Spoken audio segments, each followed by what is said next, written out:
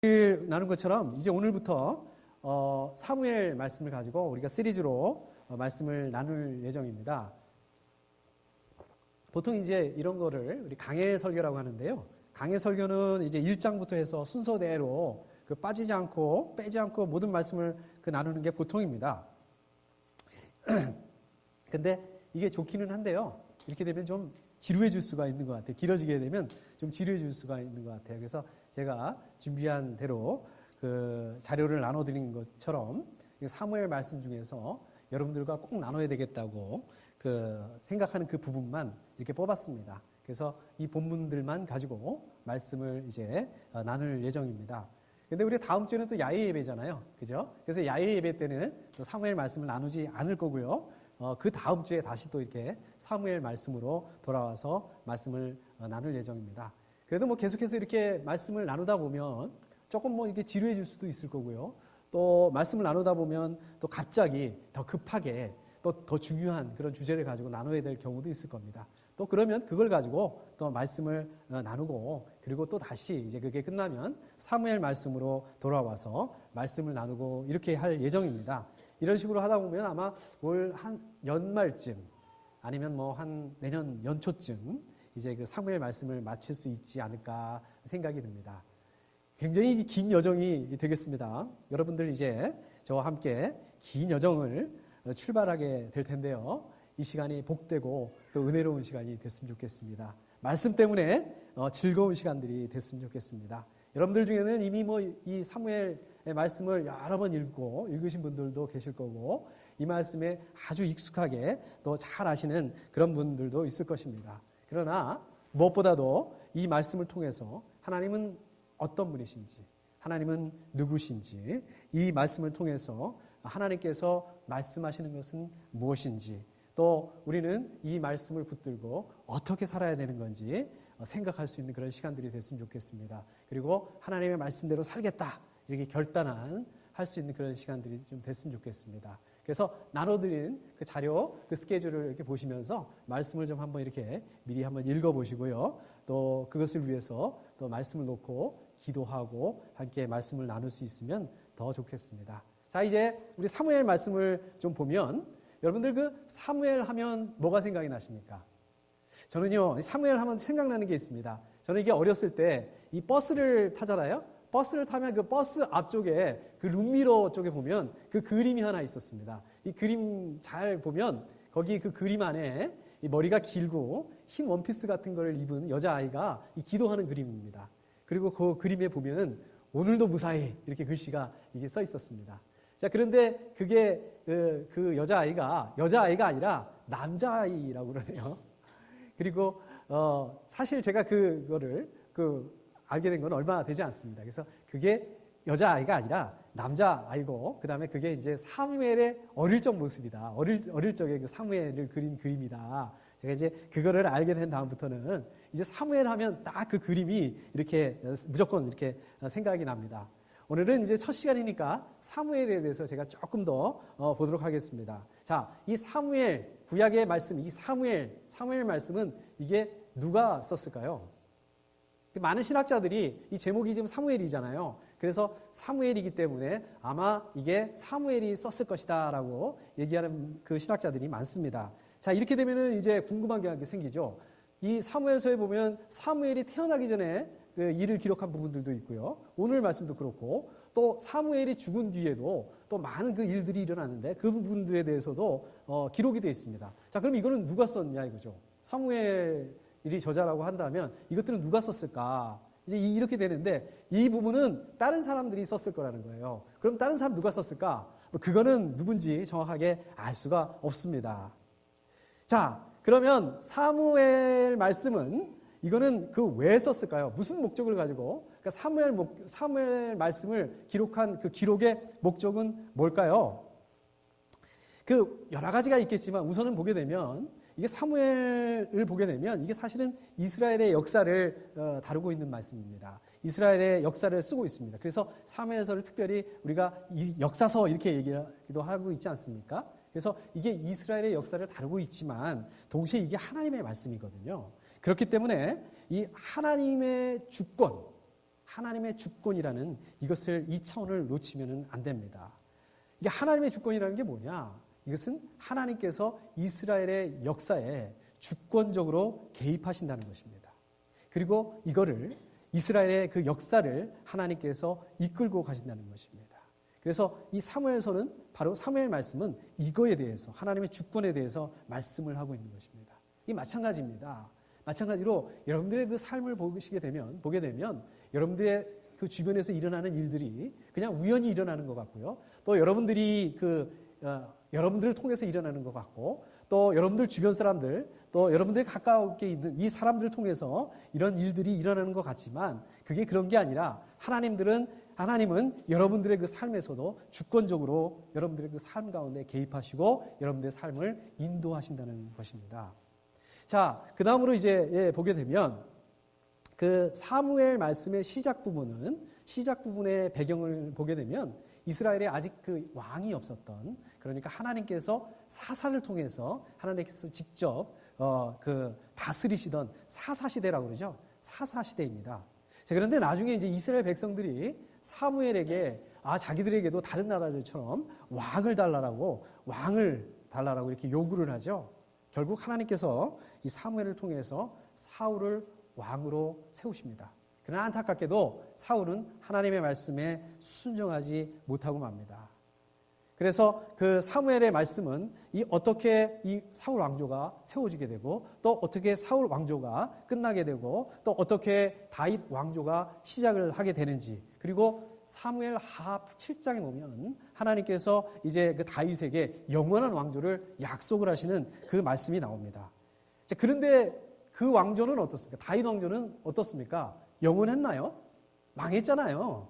자, 그럼 이게 어떻게 된 건가요? 하나님이 영원한 왕조를 말씀하셨는데 어떻게 된 건가요? 그것은 이 예수 그리스도를 통한 하나님의 나라, 이 하나님의 구원 계획에 대해서 말씀하고 있는 것입니다. 물론 이거 말고도 이 사무엘 말씀에 대한 그 기록 목적은 많이 있죠. 그렇지만은 이 하나님은 이 사사시대라고 하는 영적인 암흑기, 그 영적인 암흑기 가운데 있었던 이 이스라엘 백성들에게 주권적으로 개입하셔서 사울을 왕으로 세우시고요. 또 다윗을 왕으로 세우시고요. 다윗을 왕으로 만들어가는, 또 다윗 왕조를 약속하신 이 말씀을 통해서 하나님의 구원 계획을 이루어 가시고 있다라는 것입니다. 이거를 함께 볼 수 있으면 좋겠습니다. 자, 그리고요.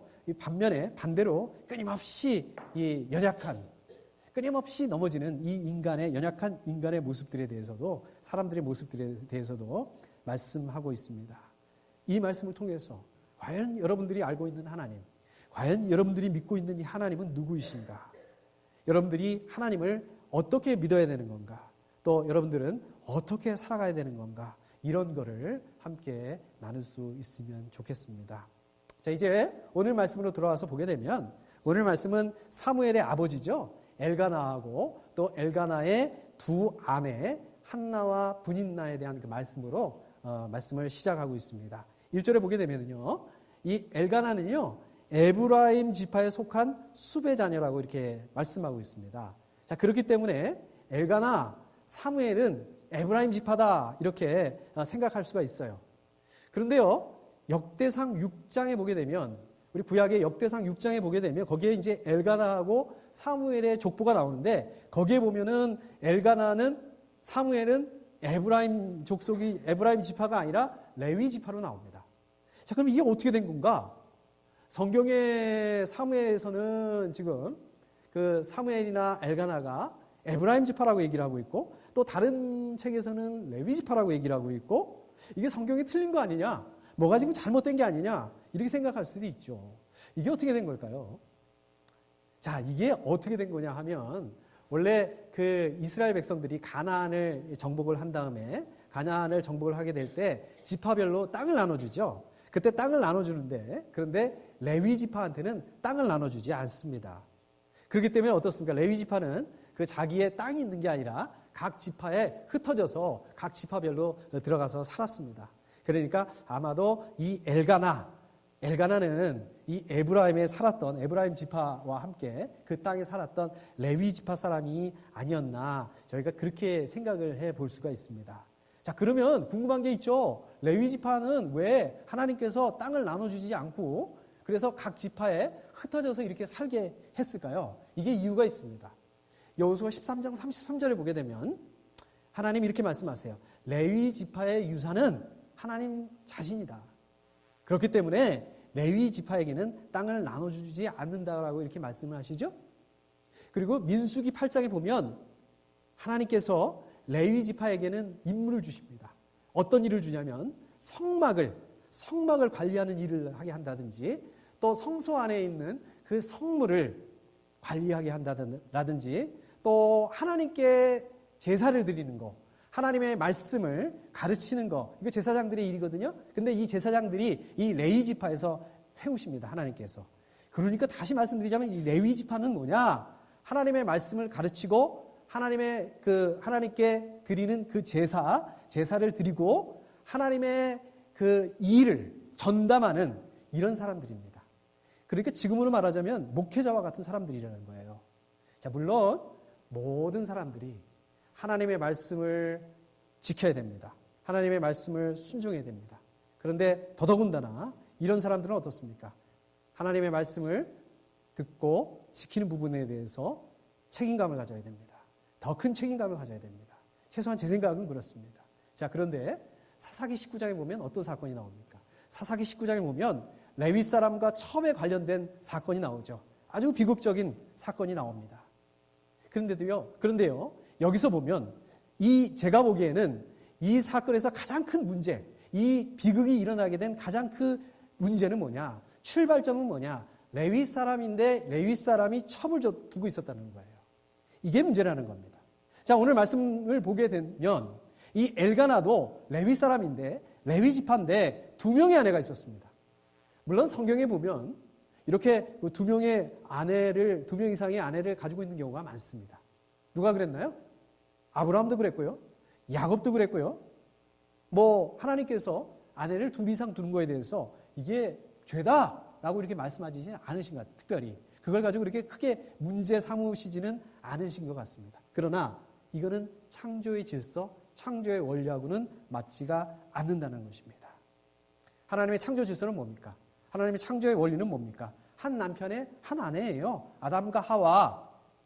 그러나 이 2 이상 아내를 갖는 것에 대해서 하나님께서 단지 문제 삼지 않으신 거지, 죄라고 말씀하지 않으신 거지, 이것이 괜찮기 때문에 그대로 두신 게 아니라는 것입니다.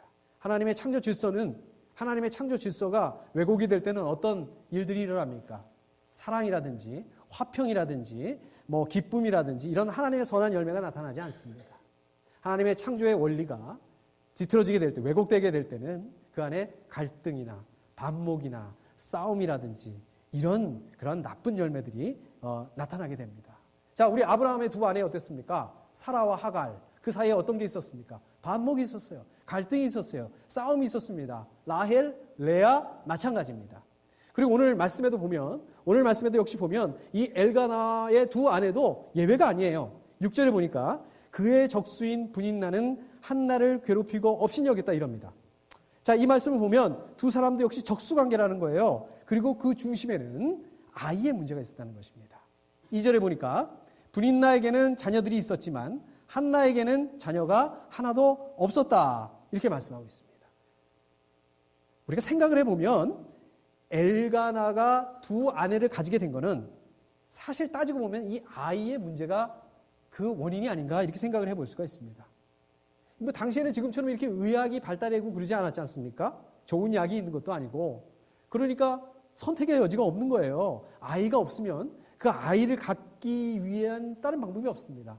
그냥 첩을 준다든지 아니면 그 둘째 부인을 둔다든지 그런 방법밖에 아마 없었겠죠. 그러나 이거는 하나님의 창조 질서가 아니라는 거예요. 이거는 하나님의 말씀과 다른, 이거는 하나님의 방법이 아니라는 것입니다. 그런데 어차피 이런 경우에는 다 그렇게 해요. 다른 사람들도 다 그렇게 해요. 심지어는 아브라함도 그랬고 야곱도 그랬어요. 그런데 이게 문제라는 겁니다. 하나님의 말씀이 절대 진리가 아니라 하나님의 말씀을, 절대 진리의 말씀을 상대 진리로 만들어버린다는 거예요. 하나님의 말씀이 어떠냐? 어떤 게 하나님의 방법이냐? 이게 중요한 게 아니라 다른 사람은 어떻게 하는데, 다른 사람들도 다 하는데, 그런데 이게 하나님의 말씀을 가르치고 하나님의 말씀을 지켜야 되는 이런 제사장이라든지 레위 사람이라든지 이 사람들도 똑같이 했다는 것입니다. 다들 똑같았다는 거예요. 이게 바로 당시의 사사시대, 사무엘 시대의 단면을 보여주고 있는 것입니다. 우리 기억나시는 말씀 있으시죠? 사사시대를 그 대표하는 그 한마디로 보여주는 말씀이 있죠? 우리 그 사사기 19장에 보면 이런 말씀이 있습니다. 그때에는 이스라엘에 왕이 없었으므로 사람들은 저마다 자기 뜻에 맞는 대로 하였다. 왕이 없다고 뭐 마음대로 했다는 거예요? 그게 아니라 사람들이 상대적인 진리를 가지고 자기 입장에서 자기 중심대로 생각을 했다는 겁니다. 자기 중심대로 그렇게 살았다는 것입니다. 신앙생활이 그랬다는 거예요.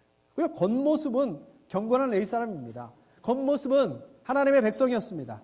그러나 전혀 하나님의 말씀과 관계없이 살아가는 이 사람들, 이게 바로 하나님께서 주권적으로 개입하실 수밖에 없는 그러한 그 시대적 배경이었다는 것입니다.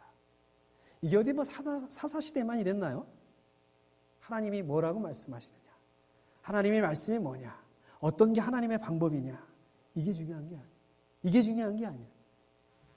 아무리 하나님이 말씀하시는 거고 그게 아무리 하나님의 방법, 하나님의 원칙이라 한다 하더라도 다른 사람들 다 그렇게 하는데 뭐. 다른 교회도 다 그렇게 하는데 뭐. 원래 그건 그렇게 하는 건데 원래부터 그렇게 했는데요. 그럴 수 있어요.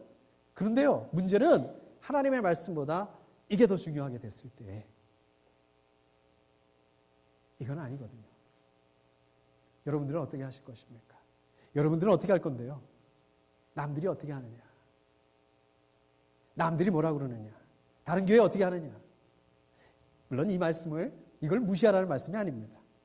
그러나 더 중요한 것은 하나님의 말씀이 뭐냐? 어떤 게 하나님의 방법이고 어떤 게 하나님의 원리냐? 이거를 붙잡으실 수 있기를 축복합니다. 하나님의 방법, 하나님의 말씀을 선택하실 수 있기를 축복합니다. 이거를 꼭 붙잡으세요. 자, 그런가 하면 분인나는요, 6절에 보면 한나를 괴롭히고 업신여겼다. 자, 이러죠? 자, 그러면 왜 분인나는 한나를 괴롭혔을까요? 왜 업신여겼을까요? 그거는요, 분인나에게는 뭐가 있었습니까? 분인나에게 자녀가 있었습니다. 그러나 한나에게는 자녀가 없었습니다. 바로 이것 때문이죠. 바로 이것 때문에 분인나가 한나를 업신여겼다는 거죠. 나는 있는데 넌 없단 말이에요. 에? 똑같은 그 레벨이 아니란 말이에요. 자, 그러면은 왜 같은 여자끼리 이 분인나는 자녀가 없어서 힘들어하는 한나를 가엾게 여겨주지 않고 도와주지는 못할 망정 오히려 이렇게 업신여기고 괴롭히기까지 했을까요? 왜 그랬을까요? 자, 5절에 보면 힌트가 나옵니다. 5절에 보면은요, 엘가나는 한나를 사랑하였다 이겁니다. 그러니까 분인나에게는 지금 라이벌인 한나에게는 없었던 이 당시 여자로서는 굉장히 그 치명적일 수 있는 자식이 없다라는 그 한나는 그런 거에 반해서 이게 있었어요. 분인나는 자녀들이 있었단 말입니다. 그러나 분인나는 어떻습니까? 자기가 가지고 있는 자녀 그걸로 만족할 수가 없었다는 거예요. 남편이 자기보다도 한나를 더 사랑한다는 거예요. 그걸 볼 수가 없었다는 거예요. 그거를 인정할 수가 없었다는 거예요. 그러니까 보세요. 분인나는 벌써 자기가 가지고 있는 거 그거는 보지 못하고 있는 거예요. 그걸로는 만족하지 못하고 있는 거예요. 그리고 자기가 없는 거, 자기에게 없는 거, 남편이 자기를 사랑하지 않는다는 거 거기에만 집중을 했다는 거예요. 분인나는요, 자기가 가지고 있는 거, 자기가 원하는 거를 그거를 가지려고 적극적으로 그렇게 했던 그 인물인 것 같습니다. 분인나는 남편 사랑, 이거는 자기가 가지고 있지 않는 거거든요. 그런데 분인나는 자기가 가지지 못한 그것을 빼앗아서라도 가지려고 했던 겁니다. 분인나는 항상 자기에게 없는 그것 때문에 불만과 원망을 가지고 살았다는 겁니다. 여러분들과 저를 포함해가지고요, 저 여러분들을 포함해서 참 사람들은 가만히 보면은 이중적인 부분이 있다는 거예요. 나는 있는데 다른 사람들은 그게 없어요. 사실 그게 별거 아니거든요. 그게 별거 아닌데 그것 때문에 어떻습니까? 우쭐한다는 거예요. 그것 때문에 다른 사람들을 무시한다는 말입니다. 그리고요, 또 반대로 어떤 부분을 가지고 있냐면 가지고 있는 것에 대해서 만족하지 못한다는 거예요. 가지고 있지 않은 부분들에 대해서, 내가 없는 것에 대해서, 그것에 대해서 관심을 갖는다는 겁니다. 이거예요. 저 여러분들이 연약하기 때문에 그런 거 맞습니다. 그런데요, 문제는 바로 여기서 시작이 된다는 거예요. 이게 바로 문제를 만들어내는 출발점이라는 것입니다. 그런데 생각해 보면요, 여러분들과 저도요, 이 분인나처럼 실제는 많은 걸 가지고 있습니다. 그런데 이거를 못 보고 이거는 만족하지 못하고 없는 것에만 집중하는 경우가 많습니다. 자, 그렇기 때문에 기쁘지가 않은 거예요. 그렇기 때문에 없는 거에 집중하기 때문에 감사하기가 힘든 겁니다. 쉽지가 않은 겁니다. 하나님께서 여러분들과 저에게 주신 것에 대해서 감사하지 못하고, 하나님께서 벌써 이미 여러분들과 저에게 99개를 주셨거든요. 근데 그거 감사하지 못하고 100개 중에서 없는 거 하나, 그거를 생각하고 또 생각하고 묵상하고 그것 때문에 좌절하고 실망하고 원망하고, 그래서 나는 아무것도 없다. 나는 가진 게 없다. 하나님 이럴 수가 있어요? 이렇게 생각한다는 것입니다. 이런 결론을 내린다는 겁니다. 자, 이렇게 되니까 어떻습니까? 삶이 고통스러운 거예요. 힘든 거예요. 이게 반복이 됩니다. 이 고통이 계속해서 반복이 돼서 이 고통이 익숙해지게 되는 겁니다. 이런 악순환이 일어나게 되는 겁니다. 이게 분인나의 모습이고 이게 바로 우리의 모습이라는 거예요. 자, 그런가 하면 한나는 어떻습니까? 한나는 남편의 사랑을 가지고 있습니다. 그러나 반대로 자식이 없었어요. 이게요, 당시의 그 여인으로서는 이게 치명적이라고 할 수 있는 그런 부분들이죠. 그런데 이게 어떻습니까? 우연히 자식이 없었던 건가요? 그 한나가 육체적으로 문제가 있어서 그것 때문에 자식이 없었던 건가요? 자, 5절에 보면 비록 주님께서 한나의 태를 닫아 놓으셨지만, 6절을 보면은요, 주님께서 한나의 태를 닫아 놓으셨으므로, 이러죠? 그러니까 한나에게 자식이 없다는 것은 하나님의 개입 때문에 그렇다는 것입니다. 제 이 말씀은 무슨 말씀이냐면, 바꿔서 놓고 얘기하자면, 다시 말씀드리자면, 한나에게 만약에 자식이 태어나요. 자식이 태어나면 이것도 우연히 태어난 게 아니라는 거예요. 한나에게 자식이 태어나면 이게 지금 한나의 육체적인 문제가 해결이 됐기 때문에 자식이 태어난 게 아니라는 것입니다. 한나에게 자식이 태어나게 되면 이것은 하나님께서 한나에게 개입하셨기 때문에, 그렇기 때문에 태어나게 되었다는 것입니다.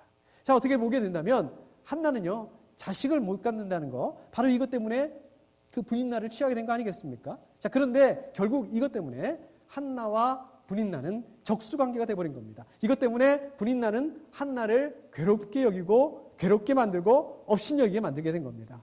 자, 그런데요, 이게 어떻게 매년 제사 때가 되면 더 심해지는 거예요. 제사 때가 되면 분인나는 더 심하게 한나를 괴롭히고 그런 겁니다. 이게 왜 그러냐면, 제사를 드린 다음에 엘가나가 한나에게는 제물을 2몫을 줬습니다. 이게 뭐예요? 분인나 입장에서 보면 지금 한나는 2배로 사랑하는구나, 이렇게 된다는 거예요. 그런데 그런 식으로 분인나가 한나를 괴롭게 하면 한나는 어떻게 반응했습니까? 어떻게 반응했죠? 오늘 말씀에서 보게 되면 음식을 먹지 않습니다. 울기만 합니다. 슬퍼하기만 합니다. 엘가나는 어떻습니까? 정말 한나를 사랑했거든요. 사랑했는데 한나는 오히려 그 엘가나 때문에 더 힘들어야 됐습니다. 더 많이 괴로움과 어려움을 겪어야 했습니다. 그렇다고 지금 엘가나가 한나의 심정을, 한나의 속마음을 잘 알고 있는 것도 아니에요. 엘가나는 그저 어떻습니까? 물질로 한나를 좀 위로하려고 해보려고 합니다. 그러나 그게 오히려 분인나를 더 자극하게 만들어버리고 맙니다. 분인나는 엘가나가 이렇게 한나를, 그 남편이 한나만 사랑하고 이런 게 마치 한나가 잘못해서 하는 것처럼 그냥 한나를 괴롭게 하고 무시하고 한나를 증오하고 또 그 원한을 퍼부었던 것을 오늘 말씀을 통해서 볼 수가 있습니다. 자, 이렇게 되면 한나가 마음이 무너져 버리는 거예요. 그런데 더 문제는요, 이거의 그 중심이, 이거의 그 출발점이 하나님께서 그렇게 하셨다는 거예요. 하나님 때문이라는 거예요. 한나가 지금 뭘 잘못해서 하나님께 죄를 져가지고 벌을 받기 위해서 이렇게 괴로움을 당하고 있는 게 아니라는 거예요. 한나가, 하나님께서 한나를 연단하시기 위해서 어떤 교육, 훈련 차원에서 지금 이렇게 하시는 게 아니라는 겁니다. 자, 이게 뭐야? 하나님 왜 개입하셔서 왜 이렇게 하실 수밖에 없으셨냐는 거예요. 하나님 왜 이렇게 하셨냐는 거예요. 우리 말씀을 보면 이거는 그 성숙한 하나님의 백성으로 사명을 감당하기 위한 고난입니다. 그러니까 마치 애를 낳으려면 그 산고가 필요하지 않습니까? 사무엘을 낳기 위한 그런 산고 같은 거. 사무엘을 낳아서 그 사무엘이 하나님의 일을 감당할 수 있게 하는 그거를 위한 그 고난. 그러니까 한나의 고난은 어떻습니까? 한나의 고난은 하나님의 영광을 위한 것이라는 거예요. 한나의 고난 그 자체는 하나님의 그 일, 하나님의 그 계획을 이루는 그 과정 가운데 있었다는 거예요. 한나의 고난이 하나님의 그 계획, 하나님의 그 계획을 이루어 가시는 그 과정 그 자체라는 것입니다. 여러분들은 고난을 뭐라고 생각하세요? 여러분들에게 있어서 고난은 어떻습니까? 고난은 참 어렵습니다. 생각하고 싶지 않습니다. 좀 피할 수만 있으면 피했으면 좋겠습니다. 고난은 지난번에 한번 겪었으니까 이번에는 좀 그 면역력이 생겨가지고 좀 수월해지고 그렇든가요? 그렇지 않습니다. 지난번에 한번 겪었어도 이번에 또 새로 겪는 것 같아요. 너무 힘들어요. 똑같이 힘들어요. 그러나 오늘 말씀을 보십시오. 고난이 뭐라고 얘기하고 있습니까? 고난은 희망입니다. 고난은 새로운 희망을 향해서 나아가게 하는 출발점입니다. 이게 왜 그런지 아세요? 이게 왜 희망인지 아세요? 왜 고난이 희망인 줄 아세요? 여러분들, 저와 여러분들 가운데 고난이 오게 됐을 때 이 문제를 가지고 하나님께로 나아갈 수밖에 없기 때문에, 그렇게 만들어주는 거기 때문에, 그래서 희망이라는 것입니다. 여러분들과 제가 하나님 앞으로 나아간다는 이 자체가 이제 희망을 향한 시작점에 있게 된다는 말씀인 것입니다. 오늘 말씀을 보게 되면 한나는요, 이 고난 가운데, 이 고통 가운데 분인나에게 대항하지 않았습니다. 분인나에게 항의하지 않았습니다. 같이 싸우지 않았습니다. 악을 악으로 갚지 않았다는 거예요. 이를 지금 이렇게까지 만들어버린 자기 남편에게 원망하거나 따지지 않았습니다. 그리고 어떻게 했습니까? 다만 하나님께로 나아갔습니다. 하나님께로 문제를 들고 나아갔습니다. 하나님께 무릎을 꿇었습니다.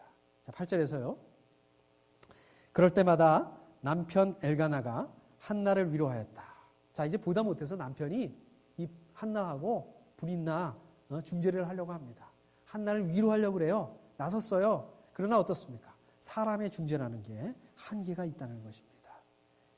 엘가나는요, 이 문제를 지금 이 한나가 이렇게 어렵게 되게 된 이 문제를 일으킨 이 문제가 시작하게 한 그 당사자예요. 근데 문제는요, 이 엘가나는 이 문제를 해결할 수가 없다라는 거예요. 해결할 능력이 없다는 거예요. 그게 엘가나라는 겁니다. 이게 바로 저와 여러분들이라는 거예요. 이게 바로 우리 인생이라는 겁니다. 우리 사람들은 문제를 만들어낼 수는 있어요. 그런데 그 문제를 궁극적으로 해결할 수 있는 능력을 가지고 있지 않다는 것입니다. 문제를 해결할 능력이 없는 존재들이라는 것입니다. 그렇기 때문에 이런 사람들이 하는 그 위로가 궁극적인 위로가 아니라는 것입니다. 궁극적으로 이런 위로를 통해서 우리의 문제를 해결받을 수 없다는 것입니다. 여러분들이 지금 가지고 있는 그 문제들을 해결하기 위해서 그 사람들을 찾아가겠습니까? 사람들을 의지하겠습니까? 아니면 하나님께로 가겠습니까? 하나님만 의지하겠습니까? 자, 그런데 이게 쉽지가 않아요. 사람들은 보이는데 하나님 안 보이잖아요. 힘든 일입니다. 그러나 아무리 힘들더라도 하나님께 가져가실 수 있기를 축복합니다. 이 사실은요, 만약에 분인나가 한나를 그렇게 괴롭히지 않았다면, 분인나가 한나를 그렇게 업신여기고 그렇게 힘들게 하지 않았다면 어쩌면 한나는 그냥 만족했을지도 모르겠어요. 어차피 남편이 자기를 사랑하니까 남편의 사랑을 가지고 만족하면서 그렇게 살았는지도 모르겠습니다. 그러나 하나님께서 이 분인나를 통해서 한나가 기도할 수 있게 하신 겁니다.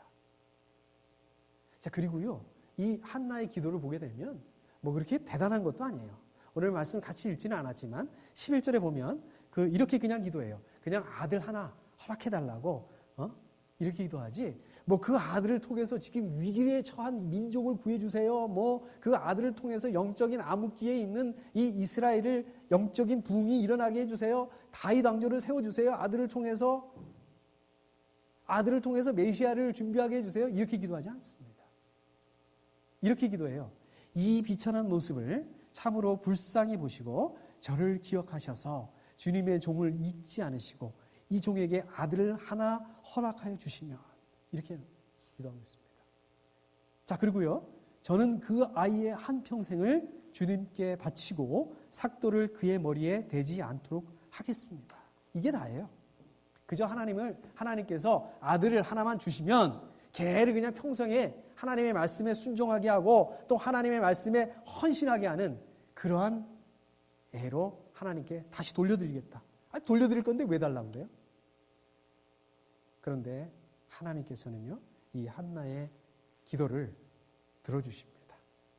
신실하게 들어주십니다. 응답해 주세요. 한나의 이 기도, 이건 별거 아니거든요. 뛰어난 거 아니거든요. 보잘것없거든요. 그러나 이 기도를 사용하신다는 것입니다. 이 기도를 통해서 사무엘을 주시죠. 그 사무엘을 통해서 이 이스라엘을 구원하시죠. 또 이 사무엘을 통해서 영적인 암흑기 가운데 있는 이스라엘에게 영적 부흥을 이끄십니다. 다윗 왕조를 세우세요. 이 사무엘을 통해서. 그리고 예수 그리스도의 구원 계획을 이뤄 나가신다는 것입니다. 여러분들, 오늘 말씀에 보면 하나님 등장하고 있지 않습니다. 남편 엘가나, 그리고 두 아내 한나와 분인나. 근데요, 이 사람들 어떻습니까? 아이가 없다고 그래서 아내가 있는데 또 다른 아내를 하나 두어요. 내 라이벌은 안 가지고 있는데 내가 가지고 있다고 해서 그것 때문에 막 무시해. 그리고 또 자기는 없는 거 그것 때문에 막 괴롭혀요. 못났어요. 하나같이. 이게 배우로 말하자면은 어설픈 사람들이에요. 어설프기 짝이 없습니다. 오늘 말씀 한마디로 말씀드리자면 어설픈 배우, 노련한 감독, 이겁니다. 여러분들과 제 그 삶이라는 무대, 이 무대를 보게 되면 하나님 등장하지 않습니다. 정말 하나님 없는 것 같아요. 맞죠? 하나님 없죠. 원래 이 감독의 감독은 무대에 등장하지 않습니다. 원래 이 무대에는 배우만 있는 거잖아요. 그런데 무대에 없다고 해서 없는 건가요? 무대에 보이지 않는다고 해서 없는 건가요? 아니죠. 오히려 하나님께서는 바로 여러분들의 그 삶이라는 무대에서 주권적으로 개입하신다는 것입니다. 하나님은요, 저 여러분들의 이 기도를, 뭐 그렇다고 해서 그 기도가 뭐 대단하게 온 열방 가운데 세상 끝까지 하나님의 말씀이 전해지게 해주세요. 우리 나라의 민족을 부흥케 해주세요. 이런 거 아니거든요. 여러분들이 기도를 멋있게 아주 잘해서 그렇지, 따지고 보면 굉장히 평범합니다. 그 기도가 대단하지 않아요. 어떻게 보면 유치해요. 생각해보면. 그냥 맨날 이거 해달라, 저거 달라, 따지고 보면 다 그거예요. 그런데 하나님께서는 여러분들의 이 평범한 기도, 여러분들의 이 유치하기 짝이 없는 이 기도를 들으시고 그 기도를 사용하신다는 것입니다. 여러분들의 그 기도를 통해서 하나님께서는 여러분들의 그 삶에 주권적으로 개입하신다는 거예요. 그 기도를 통해서 하나님께서 계획을 세우시고 하나님의 계획을 이뤄 나가신다는 것입니다. 어설픈 배우, 노련한 감독. 여러분들 어떻게 하실 것입니까? 이번 한 주간 기도하셔야 됩니다. 그래서 기도하셔야 됩니다. 이번 한 주간 이 말씀을 기억하시고 기도하시면서 승리하실 수 있기를 축복합니다. 우리 함께 기도하겠습니다.